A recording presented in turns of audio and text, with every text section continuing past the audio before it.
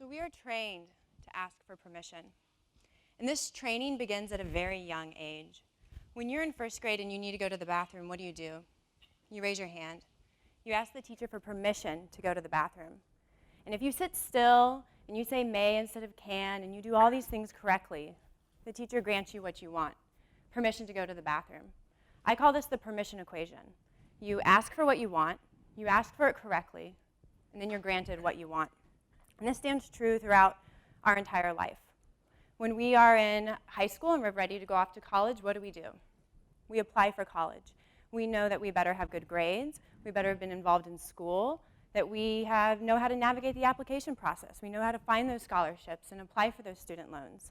And we get all our materials to ready, and then we send them off to the invisible gatekeepers, and they say, oh, yes, they did this right, and they did that right, and oh, they did all of this correctly. Let's give them what they want. Let's grant them permission to go off to college.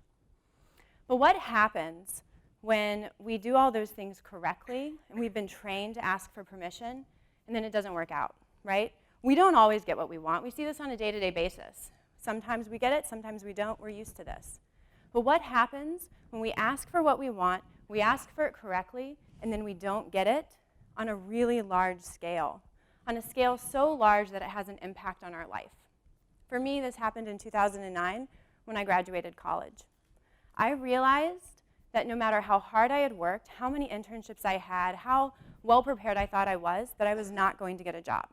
So you see this graph, see that big drop? That's when I graduated. I graduated in May of 2009, and the economic recession hit in 2008. I was the first graduating class coming into this new economy, an economy that was 8.8 million jobs smaller than it used to be. So I spent my time doing unpaid internship after unpaid internship after unpaid internship after unpaid internship 5 times, 5 unpaid internships.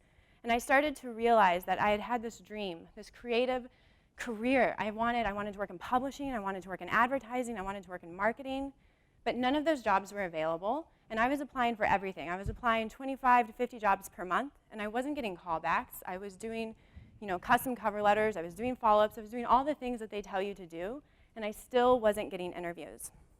And so I realized that I was becoming a product of the economy. I was becoming a product of the unpaid internship, and that I had, even though I was doing all of these things correctly, that I wasn't entitled to anything, and I definitely wasn't entitled to a job. So I had this fancy pants degree, I went to the U of M, I had this wonderful English degree, and I wasn't entitled to a job, and that's what I had been told my whole life. So what do? You have to start to rethink the way your brain works. After you go through 5 unpaid internships, and you're offered 2 full-time job positions with a salary of 0, you heard that right, I was offered 2 full-time jobs on no salary. Your brain starts to rewire itself, and you start to go a little crazy on the inside, but you start to realize that you had been told when you graduated that you were entitled, that your time was entitled to money. But after 5 unpaid internships, you need to change that equation, because obviously you're telling yourself that your time isn't worth money, your skills aren't worth money. So what is it worth?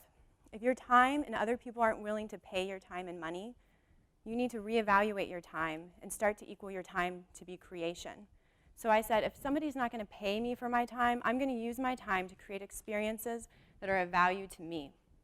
And I did this along with a fellow of my few other English graduates. And we said to ourselves, we're tired and we're done asking other people for permission to go out and get the experiences that we want and the experiences that we need to have this career. And we're going to do that on our own. And that's how we created Paper Darts.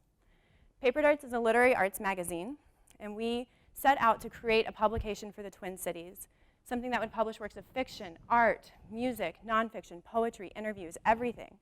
And we wanted to do this in a setting outside of the academics, outside of the university, and we wanted to showcase emerging writers' voices.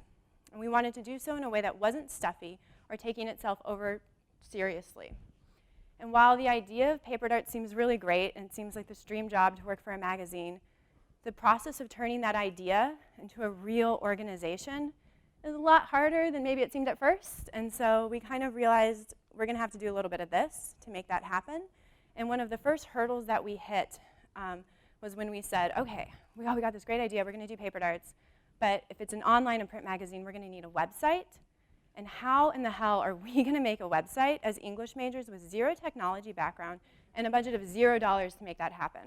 So here's what we did. We got together, we sat in a coffee shop, and we Googled how to build a website. The search results came up, and we said, clicked on this article. Ooh, eHow tells us to do this and this. And we started to read these articles and tweak and learn, and pretty soon we had a website, made by English majors. And so another thing that we also realized we needed to do was just as we were going to have this website, we also needed to have a print product. How are we going to make a print product if we don't know how to professionally print magazines, but we also have, back again, a budget of $0? Well, we have printers in our living rooms. Let's use that. So that's what we did. We got our printers, we started printing, and we printed 500 magazines from our home printers. And then we had to put all that paper together, and how in the hell are we going to put all this paper together? Well, we have a sewing machine, so let's sew all that paper together. And that's how we made our first 500 issues of Paper Darts. Similarly, we needed to start to build online communities, so we set up Twitter and Facebook accounts. We had no experience in managing social media from a professional scale, so we started reading Mashable articles. We started reading books. We taught ourselves best practices, and we grew our online community. And that's where we Googled, sewed, and tweeted our way to legitimacy. And pretty soon, we started to realize that Paper Darts is becoming a legitimate thing. Paper Darts is starting to become a force in the community, and it's starting to have success. And just as long, and it was amazing because as Paper Darts became more successful, so did we as individuals. It's like we were these little creatures on Paper Darts' back, and as it was growing and growing, so were we. And we started to think, hey, all that faking it is kind of working out for us, and I think we might be kind of making it. If I fast forward to today, you know that website that we Googled from a coffee shop? Well, in 2011, it won Best and Smartest Website in the Twin Cities by MPLS St. Paul magazine. We've published over 400 artists and writers, 2 of which have gone on to win $25,000 McKnight Artist Fellowships. We're no longer printing from our living rooms, but we know how to professionally print now. And we've done that for 3 print products. We've printed 1 book, and we're working on our 5th issue. So we kind of had this mentality, right? Get scrappy, get smart, and work really hard. And if you do these things, success is going to happen. And not only did that mentality work for Paper Darts, but it also worked for helping us launch other initiatives, one of those being Pollen. So Pollen is a community newsletter, and it was founded by Lars Leafblad, and it sets out to connect inspiring people with other inspiring people. And Paper Darts loved what Pollen was doing, and we saw an opportunity for us to get involved with Pollen and not only learn some new tangible skills, but to figure out how to give back to the Pollen community. And so we approached Lars with a partnership, and then we hit the ground running. We built a website from scratch for Pollen. We launched a full new brand identity for Pollen, and we met amazing people along the way. We've been working with Pollen now for over a year, and we've published over 26 issues of Pollen. We're doing custom illustrated and written features on amazing individuals every month Pollen publishes. And just like with Pollen, another opportunity that has come from this scrappy mindset from Paper Darts is my current position.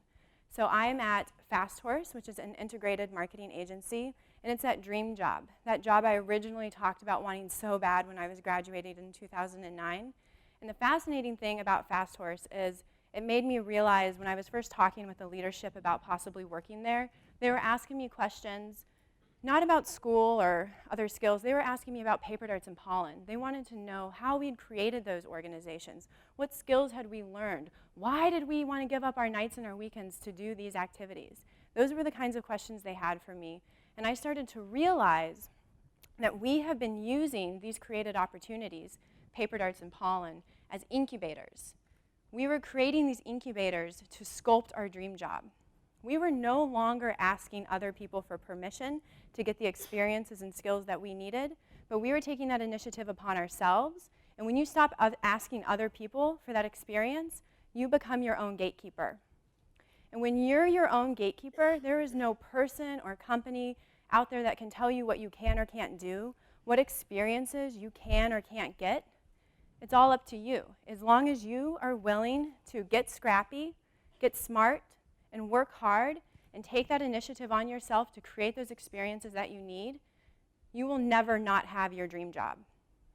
So I want you to ask yourself, How do you stop asking other people, other institutions, other companies, what experiences you need? Stop asking those people for your dream job. Start asking yourself, what experiences do I need to create? What skills do I need to develop? And how am I going to go out there and create those experiences? What's your paper darts? How are you going to do that? Are you going to go build a website? Are you going to learn a new technology? Are you going to launch your own business? Are you going to go build a robot? Go create something and don't ask for permission.